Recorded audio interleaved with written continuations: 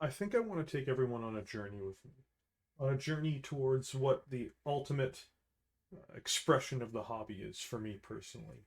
And that I think I can best quantify in the miniature that I built years ago, which I'm still very proud of now. I've had some people recommend I make this video, so I've opted to do it.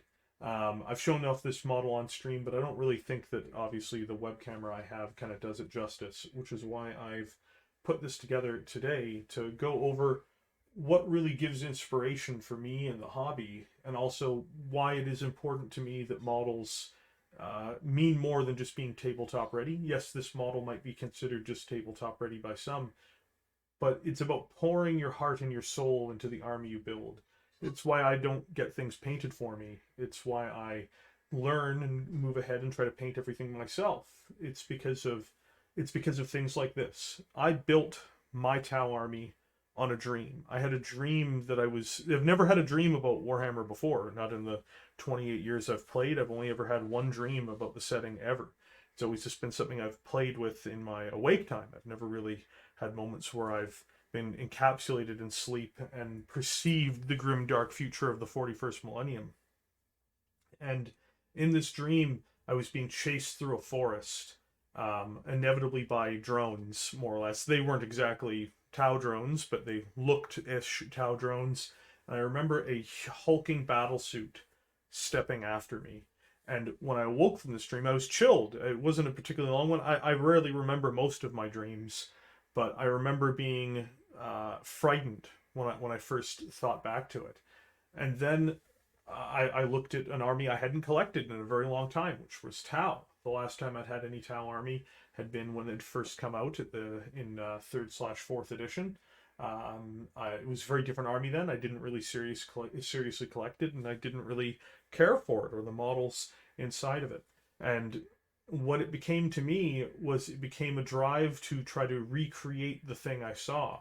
I started with some designs earlier on that were not as successful in my opinion, and I moved on from there. But it ultimately came into a fruition after building much of this army in the customized Storm Surge I decided to build. And it all came together to me in a series of ideas. I saw conversions that were possible, I saw bits that were available, and I had this idea in my mind of this model months before I built it. I had this idea in mind of this hulking, overwhelming suit with energy coming out of it and lights and sensors all over it. And I could never really get fully away from it. I couldn't work on another model. I couldn't write another project. I couldn't get through a workday without thinking of this particular thing. I was engrossed by it, by the idea of building it, and by the idea of sharing it with others after it had been built. It's always carried a very special place in my heart. In this building process, I put it together in such a way that you could see it from any angle and it would look, in my opinion, like a beautiful piece. There's a degree of terror in what it is. It's a giant war machine. It's menacingly carrying its massive cannon, and it has sensors all over it. But to me, it was the fruition of a promise which I had started much earlier, which I had started with far more basic designs earlier on when painting these projects. I'd moved into it after a longer period of time, and I really felt a connection, not just to the miniature, but I felt it, it's as weird as it sounds, I felt a spiritual connection with the model that I'd constructed. It's a piece of my creativity. It's a piece of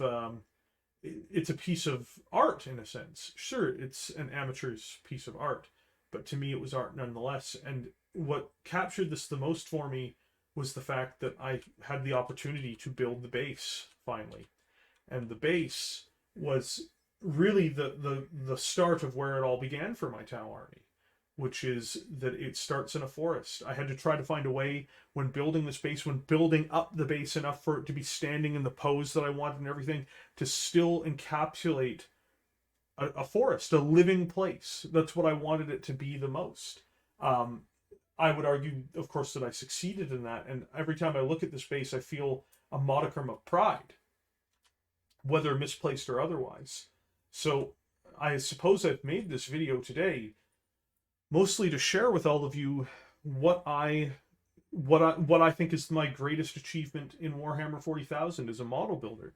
I would like to achieve many more things. I've painted many large models since then, but none of them have brought me the same joy or satisfaction that this particular miniature has.